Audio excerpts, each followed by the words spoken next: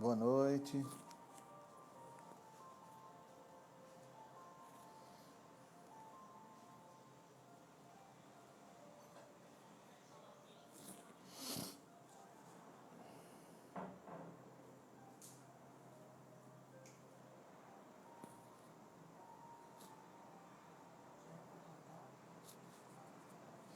Boa noite. Sejam todos bem-vindos. Se estiverem me ouvindo bem, por favor, dá um ok para mim. Sandra, está me ouvindo bem? Célia? Edmilson, boa noite. Tarcísio, Evandro, sejam todos bem-vindos para o nosso evangelho de hoje. Se estiverem me ouvindo bem, por favor, me dá um ok. Ok, Evandro. Ok, Sandra, obrigado. Vou começar a fazer um pequeno comentário sobre a escolha do texto de hoje, desta noite, né? Capítulo 15 do Evangelho segundo o Espiritismo. Fora da caridade não há salvação. Aonde nós refletiremos sobre o tema de que precisa o espírito para ser salvo. A parábola do bom samaritano. A escolha desse tema é porque eu acredito que dentro dele nos traz uma profunda reflexão diária sobre todas as nossas ações do nosso dia, do nosso cotidiano. Ela abrange todas as outras leis que nos chama a atenção para a construção de uma vida de plena transformação, de uma construção divina, na qual nós vamos contextualizar aqui durante o comentário. E nesse caso também, depois de ler os capítulos, eu vou trazer uma contextualização desse livro que eu li e achei bastante interessante, que é O Agir Invisível de Deus, de Luciano Subirá. Ele é um pastor de Curitiba, em que ele abordou esse tema com bastante qualidade e uma reflexão bastante interessante para que a gente possa refletir sobre essas colocações. Então eu vou começar o nosso evangelho para que a gente possa contextualizar no decorrer desta noite, tá certo? Então vamos lá. De que precisa o espírito para ser salvo? O que nós precisamos para nos salvar? Parábola do bom samaritano. Já é uma parábola bastante contextualizada no decorrer dos evangelhos, porque ela nos chama bastante atenção para as nossas responsabilidades como os cristãos. E vamos a ela. Ora, quando o Filho do Homem vier em sua majestade, acompanhado de todos os anjos, sentar-se-á no trono de sua glória. Reunidos diante dele todas as nações, separadas um dos outros, como o pastor separa os bodes e as ovelhas, e colocará as ovelhas à sua direita e o bode à sua esquerda. Então dirá o rei aos que estiverem à sua direita: Vinde, benditos de meu Pai, tomai posse do rei que vos foi preparado desde o princípio do mundo. Porquanto tive fome e me deste de comer, tive sede e me deste de beber, careci de teto e me hospedaste, estive nu e me vestiste, achei-me doente e me visitaste, estive preso e foste me ver. Quanta coisa, quanta sabedoria, né? Então respondeu-lhes aos justos: Senhor, quando foi que te vimos com fome e demos de comer, e com sede te demos de beber? Quando foi que te vimos sem teto e te hospedamos, ou despido e te vestimos? E quando foi que soubemos que estavas doente ou preso e fomos visitar-te? O rei responderá: Em verdade, vos digo, todas as vezes que fizeres a um destes mais pequeninos dos meus irmãos, foi a mim mesmo que fizeste. Olha aí, meus irmãos, a importância de estarmos realmente com nosso coração aberto para ver a presença divina nas pequenas ações, nos pequenos irmãos, nos pequenos locais. Ele nos convida a estarmos em todos os cantos como Ele está. Ele nos coloca diante de uma situação em que Ele diz, eu estou aqui. Mas muitas vezes no nosso cotidiano nós não conseguimos visualizar a presença do Cristo naquele momento. Nós não estamos orando nem vigiando. Nós estamos passivos de nossas opiniões próprias e de nossos querer individuais. Seguindo, dirá em seguida aos que estiverem à sua esquerda, afastai-vos de mim, malditos, ide para o fogo eterno, que foi preparado para o diabo e seus anjos. Porquanto tive fome e não me deste de comer. Tive sede e não me deste de beber. Precisei de teto e não me agasalhaste. Estive sem roupa e não me vestiste. Estive doente e no cárcere e não me visitaste. Isso só mostra quantas vezes nós fechamos a porta para as dores dos outros, dos nossos irmãos, de todos aqueles que nos rodeiam, e as dores deles não tocam em nós, não fazem parte de nossas vidas, meus irmãos. Também eles replicaram, Senhor, quando foi que te vimos com fome e não te demos de comer, com sede e não te demos de beber, sem teto ou sem roupa, doente ou preso e não te assistimos? Quando é que nós praticamos isso, meus irmãos? Qual a hora e o momento em que nós agimos dessa forma? Ele então responderá, em verdade vos digo, todas as vezes que faltaste com assistência a um desses mais pequeninos, deixaste de tê-la para comigo mesmo. Todas as vezes que nós vestimos ou damos as costas para o menor, era para ele que nós estamos dando as costas.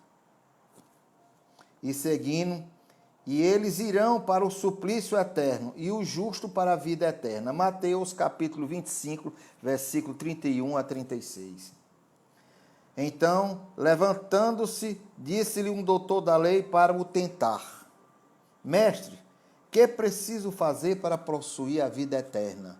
Que eu preciso fazer para construir a vida eterna? Quer dizer, a preocupação não é com a vida que ele está vivendo, não é com o momento em que ele está vivenciando aqui, neste momento da Terra, neste planeta, mas sim o que eu vou ter lá, quando eu chegar lá. Como é que eu vou ter algo lá se eu não construir aqui? Isso nós precisamos ficar atentos. Nós queremos construir um futuro se não construirmos o presente primeiro. Respondeu-lhe Jesus, o que é que está escrito na lei? E o que lês nela? E ele respondeu, amarás o Senhor teu Deus de todo o teu coração, de toda a tua alma, com todas as tuas forças e de todo o teu espírito, e teu próximo como a ti mesmo. Olha aí. Disse-lhe Jesus, respondendo, muito bem, fazes isso e viverás. Será que nós estamos conseguindo fazer isso, meus irmãos? O mundo mudou, o planeta mudou, o sistema energético do universo mudou. E as leis estão aí. Até quando nós vamos precisar de lei para entender que a lei maior é o amor? Sem o amor, sem a caridade, sem a humildade, nós não somos nada. E seguindo a leitura, mas o homem, querendo parecer que era uma pessoa justa, disse a Jesus, quem é o meu próximo? Jesus, tomando a palavra, diz, um homem que descia de Jerusalém para Jericó, caiu em poder dos ladrões que o despojaram, cobriram de feridas e foram deixar semi-morto. Aconteceu que em seguida um sacerdote descendo pelo mesmo caminho viu e passou adiante. Um levita que também veio àquele lugar, tendo observado, passou igualmente adiante. Mas um samaritano que viajava chegou a um lugar onde jamais aquele homem, e tendo visto, foi tocado de compaixão. Aproximou dele, deitou-lhe e cuidou-lhe com óleo e vinho nas feridas. E depois, pondo-lo em seu cavalo, levou-o à hospedaria e pediu que cuidasse dele. No dia seguinte, tirou 2 denários e deu ao hospedeiro, dizendo: trate muito bem deste homem, e tudo o que despenderes, a mais eu te pagarei. Meus irmãos, quantas vezes nós viramos os rostos para nossos irmãos, para as dores dos nossos irmãos, para o sofrimento dos nossos irmãos, e dizemos: isso não me pertence, isso não é meu. E contextualizando com o livro O Agir de Invisível de Deus, nós temos assim, todos nós conhecemos a história, mas precisamos entender o seu ponto e qual a razão pela qual a parábola foi criada, a razão pela qual Jesus a contou. Na maioria das pessoas, a parábola do bom samaritano é uma história sobre ajudar alguém em necessidade. Mas não é esse o assunto tratado nela.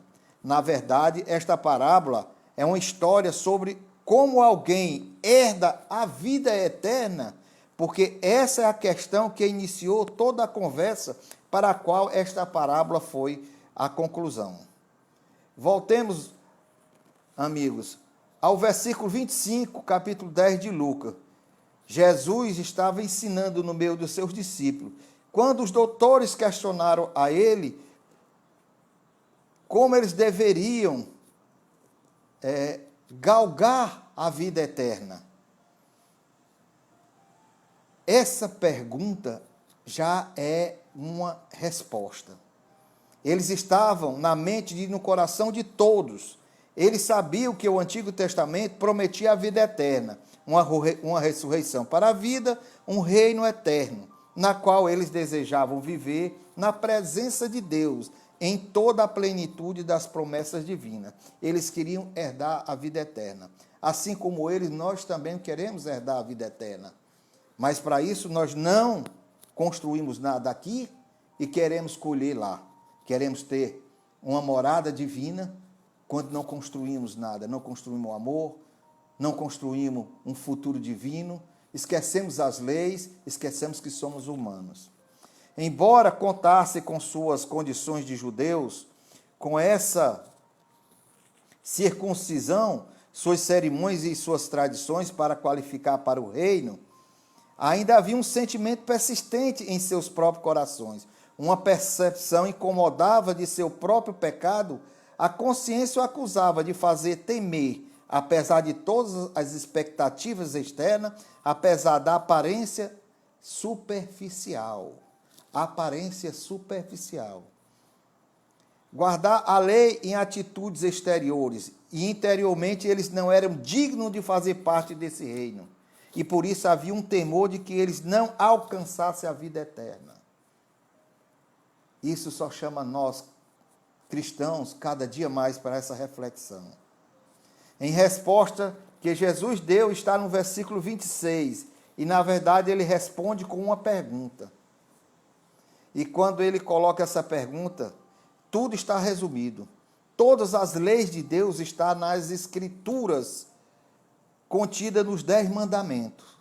A primeira metade tem a ver com a relação com Deus. O homem com Deus, na primeira parte. A segunda metade tem a ver com relacionamento com o homem, nós com nós mesmos.